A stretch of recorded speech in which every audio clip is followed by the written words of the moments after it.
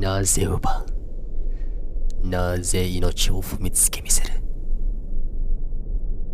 何が楽しい、何が面白い。命は何だと思っているんだ。どうしてわからない、どうして忘れる。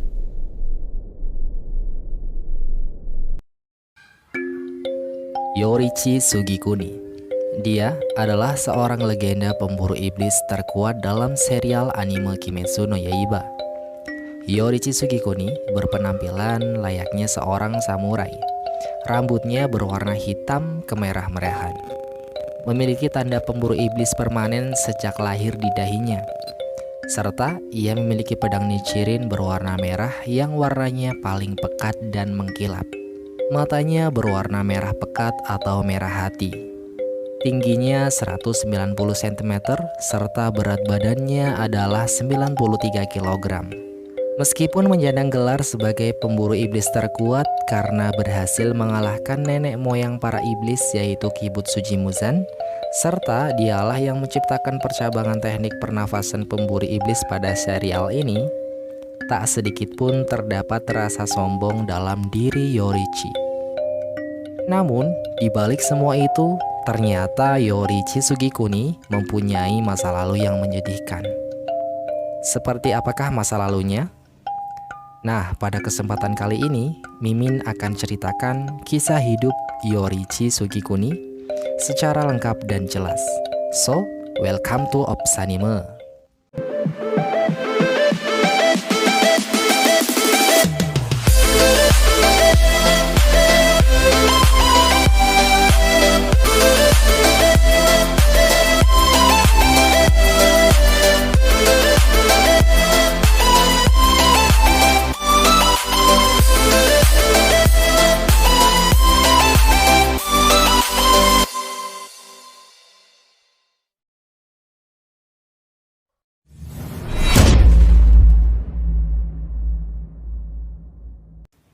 Halo teman-teman, semoga kalian sehat selalu ya. Buat teman-teman yang baru mampir ke channel ini, please banget Mimin minta support dari kalian semua untuk subscribe channel ini supaya channel ini terus berkembang dan bisa membagikan sesuatu yang menarik untuk dibahas. Jadi, tunggu apa lagi sob? Let's go kutu mode dongeng. Kisah ini dimulai pada manga Kimetsu no Yaiba chapter 177. Dahulu, lahirlah dua bayi kembar pada sebuah keluarga ternama. Mereka adalah Michikatsu Sugikuni dan Yorichi Sugikuni. Saat mereka lahir, terjadilah sebuah keributan besar pada keluarga tersebut. Karena di dalam keluarga itu ada sebuah keyakinan, yang dimana jika ada yang melahirkan bayi kembar, maka mereka akan dianggap sebagai pertanda buruk. Karena di saat besar nanti, mereka akan menimbulkan pertikaian dalam pewarisan tahta. Di dalam keributan tersebut, sang ayah dari Yorichi serta Michikatsu Sugikuni akan membunuh salah satu dari mereka. Dan rencananya pada saat itu, sang ayah akan membunuh Yorichi. Karena ia terlahir dengan memiliki tanda aneh yang menyebar pada dahinya. Namun, tiba-tiba sang ibu, Akeno Sugikuni pun marah besar ketika mengetahui rencana suaminya. Sehingga pada saat itu Yorichi pun tak jadi dibunuh. Akan tetapi, terjadilah sebuah kesepakatan yang dimana dia akan dikirimkan ke kuil saat menginjak usia 10 tahun untuk dididik menjadi seorang biksu. Semenjak kejadian tersebut, Yorichi dan kakaknya Michikatsu Sugikuni mendapatkan perlakuan yang sangat berbeda di segi sandang, pangan, dan papan. Kakaknya tinggal di istana, selalu mendapat barang mewah, dan makanannya pun 4 sehat 5 sempurna. Sedangkan Yorichi tinggal di gubuk ukuran 1,5 meter persegi, pakaiannya sederhana, begitu juga makanannya pun seadanya. Sejak kecil, Yorichi harus menerima nasib yang malang. Karena kesepakatan tersebut, ia dan kakaknya juga dilarang bertemu oleh sang ayah. Namun, terkadang kakaknya, Michikatsu Sugikuni, tetap datang secara diam-diam untuk memberikan barang mewahnya dan bermain bersama, supaya Yorichi tak merasa kesepian. Akan tetapi, di suatu hari, Michikatsu Sugikuni dipukul serta dimarahi oleh sang ayah karena ketahuan memberikan barangnya dan bermain dengan Yorichi. Akhirnya, sebagai ganti karena Michikatsu akan jarang menemui Yorichi lagi, ia pun memberikan seruling bambu buatannya sendiri untuk menghibur Yorichi. Setelah itu, setiap hari Yorichi menghabiskan waktunya untuk bermain sendirian, serta membantu ibunya ketika sedang berjalan ke suatu tempat. Karena Yorichi sangat paham dengan kondisi ibunya. Ibunya mengidap penyakit yang membuat anggota badan sebelah kirinya semakin melemah. Sang ibu, Akeno Sugikuni, pun sangat menyayangi Yorichi. Karena Yorichi selalu baik serta selalu membantunya setiap hari. Ia pun selalu mendoakan Yorichi serta melakukan kewajibannya sebagai seorang ibu terhadap anak semampu dan sebisanya. Akeno juga memberikan sepasang anting-anting Hanafuda kepada Yorichi sebagai pemberiannya yang terakhir, karena Akeno tahu mungkin hidupnya takkan lama lagi dikarenakan telah lama mengidap penyakit. Di suatu hari, setelah Yorichi melakukan salah satu rutinitasnya, yaitu membantu ibunya berjalan ke suatu tempat, Yorichi melihat kakaknya sedang melakukan latihan dasar teknik berpedang dengan bawahan ayahnya. Lalu Yorichi pun mendekat dan mengeluarkan suaranya untuk pertama kali di usianya yang ke-7 tahun. Sebab sejak kecil Yorichi adalah seorang pendiam. Ia bertanya kepada kakaknya, apakah dia ingin menjadi samurai terkuat di negerinya? Michikatsu pun menjawab, iya. Lalu dengan tersenyum, Yorichi pun mengatakan bahwa ia ingin menjadi seorang samurai terkuat kedua setelah kakaknya. Setelah itu, Yorichi berjalan lebih mendekat ke arah kakaknya dengan tujuan ingin lebih dekat melihat kakaknya berlatih. Akan tetapi dengan senyuman sinis, bawahan ayahnya yang sedang melatih Michikatsu mendekati Yorichi dan meminjamkan pedang bambu. Lalu, ia memberitahu Yorichi cara memegang pedang serta melakukan sikap kuda-kuda yang benar. Setelah itu pun si pelatih juga memasang kuda-kuda. Lalu, terjadilah sebuah hal yang tak terduga. Tiba-tiba Yorichi langsung menyerang telak si pelatih layaknya seorang ahli pedang. Si pelatih tersebut terluka parah, bahkan sampai pingsan. Badannya memar-memar dan pedang kayu yang dipegangnya pun patah, serta salah satu bagian tulangnya ada yang retak. Michikatsu yang melihat hal itu pun sangat terkejut, lalu menanyai Yorichi bagaimana cara ia melakukan hal tersebut. Yorichi pun menjawab dengan jawaban aneh yang membuat Michikatsu bingung. Karena Yorichi menjelaskan pada kakaknya tentang organ dalam tubuh yang tak bisa dilihat langsung oleh orang pada umumnya. Setelah 1 hari berlalu, si pelatih itu melaporkan kepada ayah Michikatsu dan Yorichi atas apa yang terjadi padanya. Setelah kejadian tersebut, dalam waktu singkat, kedudukan Yorichi dan kakaknya pun berubah drastis. Kini, Yorichi tinggal di istana, dan Michikatsu tinggal di gubuk berukuran 1,5 meter persegi yang dahulu dipakai oleh Yorichi. Namun, setelah beberapa hari kehidupan tersebut berlangsung, di suatu malam, sekitar jam 3 dini hari, Yorichi tiba-tiba datang ke tempat kakaknya dan memberitahu bahwa sang ibu, Akeno Sugikuni, telah meninggal. Tanpa basa-basi serta dengan penuh rendah hati, Yorichi mengatakan bahwa ia akan pergi dari rumah. Dengan senyuman yang tulus, Yorichi mengucapkan terima kasih kepada kakaknya karena telah memberikan seruling bambu buatannya. Setelah itu, Yorichi pun pergi dan mengucapkan selamat tinggal kepada kakaknya. Yorichi pergi dengan alasan karena ia adalah anak yang dibenci, serta Yorichi ingin kakaknya hidup dengan tenang dan menjadi pewaris tahta selanjutnya. Di malam itu, Yorichi berjalan tanpa arah tujuan. Dalam hatinya, Yorichi hanya ingin pergi dengan bebas di bawah langit biru yang tak terbatas.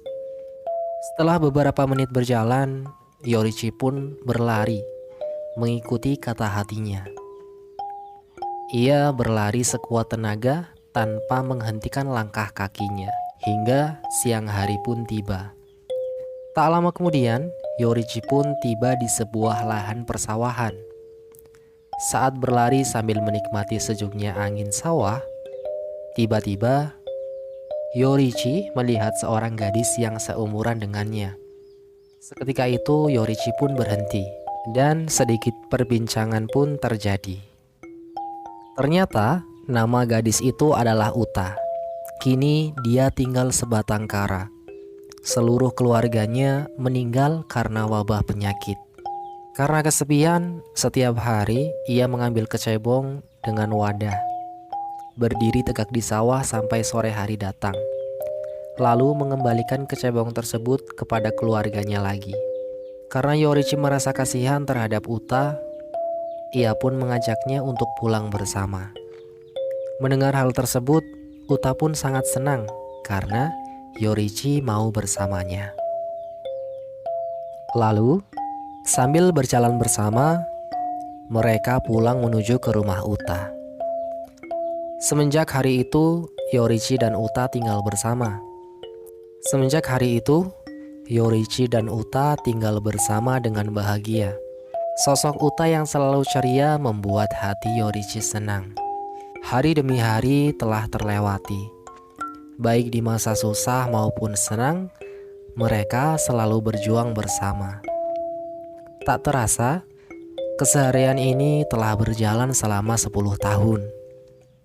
Kini, Yorichi dan Uta telah menginjak usia 17 tahun.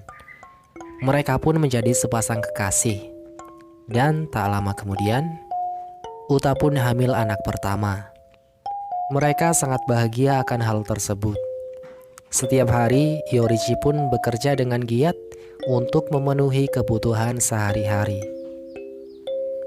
Lalu, lambat laun, bulan akhir masa kehamilan Uta pun tiba. Dalam rangka mempersiapkan segala urusan untuk kelahiran sang buah hati, di suatu hari Yorichi pergi untuk mencari bidan. Lalu, setelah itu, ia berniat pulang ke rumah sebelum matahari terbenam. Namun, di tengah jalan, Yorichi bertemu dengan orang yang sakit dan ingin menemui anaknya di sebuah desa yang agak jauh. Karena Yorichi merasa kasihan, ia pun menolong orang tersebut.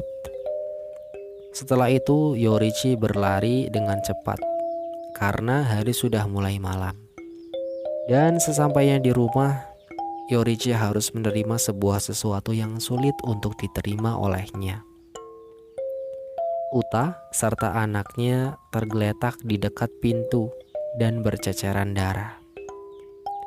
Mereka meninggal karena diserang oleh iblis. Saking sedihnya, Yorichi bercucuran air mata sambil terpaku memegang istri dan anaknya selama 10 hari. Padahal setelah menjadi sepasang kekasih, Yorichi hanya ingin bisa hidup dengan tenang bersama istri dan anaknya. Hidup di rumah kecil dan merajut hidup yang harmonis di masa mendatang. Namun, kini harapan itu telah pupus. Di hari ke-10 Saat Yorichi masih terpaku memegang Uta dan calon putranya, tiba-tiba datang seorang pemburu iblis ke rumahnya. Dia adalah leluhur keluarga Rengoku. Dia datang karena ingin meminta maaf dan menyesali perbuatannya, sebab waktu itu dia mengikuti langkah iblis yang membunuh Uta. Namun dia malah pergi meninggalkannya karena ketakutan. Yorichi yang mendengar perkataan tersebut pun bangkit serta memaafkannya. Lalu Yorichi mulai mengurus jasad istrinya dan menguburkannya. Setelah itu, mereka mulai berbincang-bincang tentang pemburu iblis dan organisasinya. Ternyata organisasi pemburu iblis telah ada sejak lama, serta telah turun-temurun dari generasi ke generasi. Lalu Yorichi pun memutuskan untuk menjadi pemburu iblis dan mulai mengajarkan teknik pernafasan kepada pemburu iblis yang lain. Karena mereka hanya tahu teknik berpedang, namun tak tahu teknik pernafasan. Pada awalnya Yorichi mengajarkan teknik pernafasan matahari yang ia gunakan. Akan tetapi tak ada satupun yang bisa menggunakan pernafasan tersebut. Akhirnya Yorichi mengubah teknik pernafasan yang ia ajarkan serta menyesuaikannya sesuai bakat dan kemampuan masing-masing. Dari situlah mulai tercipta cabang dari pernafasan matahari. Ada air, api, angin, petir, dan batu. Setelah diajarkan sebuah teknik pernafasan oleh Yorichi, semua pemburu iblis yang tadinya kesulitan mengalahkan iblis lemah, kini mereka malah banyak mengalahkan iblis yang kuat. Pada saat itu, Yorichi juga mulai mencari iblis di dekat daerahnya. Yorichi juga telah banyak mengalahkan dan menyelamatkan banyak orang dari serangan iblis. Di suatu pagi sebelum matahari terbit, Yorichi berhasil menolong sebuah keluarga dari serangan iblis. Dan ternyata keluarga itu adalah leluhur Tanjiro. Mereka adalah Sumiyoshi, Suyako, serta anaknya yang bernama Sumire yang baru lahir beberapa minggu. Pada saat itu, Sumiyoshi sangat berterima kasih kepada Yorichi karena telah menyelamatkan keluarganya. Sebagai bentuk rasa terima kasih, Sumiyoshi mengajak Yorichi untuk beristirahat sejenak di rumahnya, serta makan dan minum bersama. Akan tetapi, tak lama kemudian Yorichi pamit untuk menjalankan tugasnya lagi, serta pulang menuju ke markas organisasi pemburu iblis. Dalam perjalanannya menuju ke markas, Yorichi berjalan dan memakan waktu beberapa hari. Sambil berjalan pulang, Yorichi harus berhadapan dengan banyak iblis di malam hari. Lalu, di malam itu, Yorichi melihat sejumlah orang yang sedang berkemah di hutan sedang diserang oleh iblis. Mereka telah banyak yang mati karena tak bisa melawan iblis tersebut. Yorichi pun langsung bergegas mengalahkan iblis tersebut, dan satu orang berhasil terselamatkan. Ternyata dia adalah kakak Yorichi, Michikatsu Sugikuni. Karena terlambat menolong kakaknya, dengan penuh rendah hati, Yorichi pun meminta maaf kepada kakaknya. Michikatsu yang melihat Yorichi sangat senang karena ia masih hidup. Setelah itu, ia pun memutuskan untuk menjadi pemburu iblis seperti Yorichi. Michikatsu pun bergabung ke organisasi pemburu iblis. Dan berkat ajaran Yorichi, Michikatsu berhasil menguasai teknik pernafasan bulan. Beberapa waktu setelah Yorichi mulai berkelana untuk memburu para iblis, di sebuah jalan yang dikelilingi dengan hutan bambu, Yorichi bertemu dengan induk para iblis, yaitu Kibutsu Jimuzan. Dan seketika itu, Yorichi langsung memasang ekspresi serius karena dia tahu bahwa dalam diri Muzan dipenuhi dengan niat busuk dan jahat. Dengan sombongnya Muzan meremehkan Yorichi serta mulai menyerangnya. Yorichi pun pada saat itu baru pertama kali merasakan takut dalam hidupnya ketika melawan iblis. Karena Yorichi tahu jika dia satu kali saja terkena serangan Muzan, pasti dia akan mati. Yorichi pun juga sempat terkejut karena ketika ia melihat tembus pandang tubuh Muzan, ternyata Muzan memiliki 7 jantung dan 5 otak. Setelah melihat situasi tersebut, dengan jurus sempurnanya, Yorichi langsung menyerang Muzan secara cepat. Dan Muzan pun kalah serta tak bisa beregenerasi lagi. Karena saat itu Muzan belum mati, Yorichi berjalan mendekati Muzan untuk segera menghabisinya. Namun tiba-tiba tubuh Muzan meledak dan tubuhnya terpecah menjadi 1.800 daging kecil. Yorichi pun bergegas langsung menebasnya secara cepat. Namun Yorichi hanya berhasil menghancurkan 1.500 dari 1.800 potongan tubuh Muzan. Saat itu Muzan sedang bersama bawahannya, dan ternyata iblis yang bersama Muzan adalah Tamayo. Selepas Muzan dibantai Yorichi, Tamayo merasa senang karena terbebas dari kendali Muzan. Yorichi yang melihat Tamayo berperilaku seperti itu mulai percaya pada Tamayo dan mengajaknya untuk bekerja sama untuk membunuh Muzan. Awalnya Tamayo ragu-ragu, tapi ia pun setuju akan tawaran Yorichi. Namun, mungkin dikarenakan takut akan dibunuh oleh Yorichi, Tamayo pun kabur.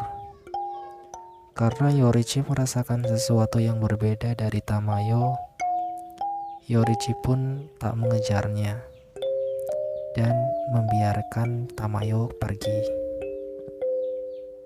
Beberapa minggu selepas kejadian berlalu, Yorichi pulang ke markas pemburu iblis. Sesampainya di sana, Yorichi dikejutkan oleh kabar buruk. Kakaknya, Michikatsu Sugikuni, telah berubah menjadi seorang iblis. Hal ini membuat Yorichi merasa bersalah karena telah gagal membunuh Muzan. Setelah itu, datanglah para pemburu iblis yang lain.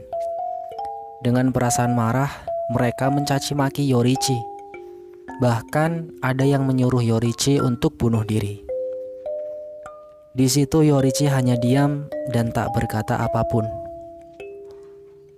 Setelah para pemburu iblis selesai memarahinya, Yorichi pun datang ke kediaman Ubuyashiki untuk meminta izin keluar dari organisasi pemburu iblis sebagai bentuk permintaan maaf atas kakaknya yang berubah menjadi iblis. Akan tetapi Yorichi tak diizinkan keluar dari organisasi dan tetap dipercaya sebagai unit pemburu iblis. Setelah semua kejadian yang menimpanya, Yorichi pun sangat sedih. Yang terngiang-ngiang di pikirannya hanyalah sebuah kejadian yang membuat Yorichi sakit hati. Sejak lahir telah dibenci, selalu sendiri. Ketika memiliki istri dan calon putra, mereka dibunuh oleh iblis. Kakaknya berubah menjadi iblis, dan ia gagal membunuh Muzan. Di benaknya selalu merasakan kekhawatiran pada banyak orang, karena Yorichi takut jika di suatu hari nanti akan banyak orang yang kehilangan keluarganya karena dibunuh oleh iblis. Namun Yorichi tahu ia tak bisa berbuat apa-apa. Dengan hati yang goyah serta pikiran yang kacau, setelah 2 tahun berlalu, Yorichi memutuskan untuk menemui Sumiyoshi dan keluarganya. Sesampainya di sana, Yorichi disambut oleh Sumiyoshi dan Sumire. Lalu, mereka duduk bersama Kemudian Yorichi pun menyampaikan maksud dan tujuannya menemui Sumiyoshi. Yorichi ingin menceritakan seluruh keluh kesahnya kepada Sumiyoshi agar hatinya menjadi sedikit lebih tenang. Lalu Yorichi mulai menceritakannya. Sumiyoshi yang mendengarkannya mulai paham bahwa telah terjadi banyak hal yang membuat Yorichi menderita. Ketika mendengarkan cerita tersebut, Sumiyoshi pun meneteskan air mata. Dan tiba-tiba ceritanya pun berhenti sejenak. Anginnya berhembus lirih, serta suasananya pun hening. Di dalam keheningan tersebut, Sumire meminta Yorichi untuk menggendongnya. Dengan senang hati, Yorichi pun menggendong tinggi Sumire. Sumire sangat senang dan tertawa bahagia. Melihat Sumire yang berperilaku seperti itu membuat Yorichi menangis karena teringat akan calon putranya. Sambil menangis, Yorichi pun memeluk erat Sumire. Setelah beberapa menit berlalu, Suyako pun pulang bersama anak keduanya. Suyako yang melihat Yorichi menangis langsung mendekati dan menghiburnya agar Yorichi semangat serta berhenti bersedih. Ia meminta Yorichi untuk duduk kembali dan membuatkannya makanan. Setelah bersantai dan makan bersama, suasana hati Yorichi pun telah sedikit membaik. Lalu Suyako meminta Yorichi untuk menunjukkan jurus berpedangnya. Dengan senang hati, Yorichi pun mau menunjukkannya. Ketika Yorichi memulainya, Sumiyoshi memperhatikan seluruh gerakan Yorichi dengan seksama. Bahkan sampai ia lupa bernafas. Gerakannya sangat indah dan mirip layaknya sebuah tarian. Begitu juga dengan Suyako dan Sumire. Mereka sangat senang karena jurus Yorichi sangat bagus. Setelah selesai melakukan jurus tersebut, tiba-tiba Yorichi melepas kedua anting-anting Hanafudanya dan memberikannya kepada Sumiyoshi. Kemudian Yorichi pun pamit untuk pergi.